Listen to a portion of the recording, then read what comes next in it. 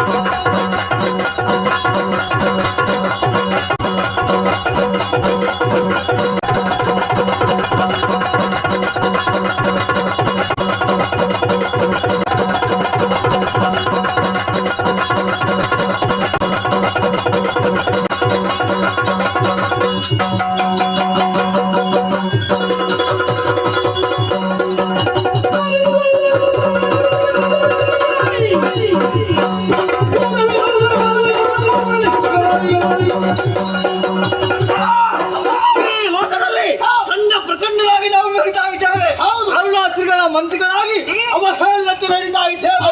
ಅವ ಅಂದಿದಂತೆ ನಾವು ಮಂತ್ರಿಗಳಾದರೂ ಕೂಡ ಆ ಯಾಗ ಯಜ್ಞಗಳನ್ನು ಹಾಳಸಗೆದ ಬಂದಿದ್ದೇವೆ. ಅಷ್ಟು ಸಾಕಾಗುವುದಿಲ್ಲ, ಮನಸ್ಸಿಗೆ ನೆಮ್ಮದಿ ಬೇಕು. ಆದಂತಹ ಆಯಾಸ ಕಲಿಬೇಕು ಅಂತ ಇದ್ರೆ ಇಲ್ಲಿಯೇ ಹತ್ತಿರದಲ್ಲಿ ನಂದಿನಿ ನದಿ ಹರಿತಾ ಇದೆ, ಅಲ್ಲಿ ಆರಾಮದಲ್ಲಿ ನಮ್ಮದಂತಹ ಕಾಲ ಹಾಳು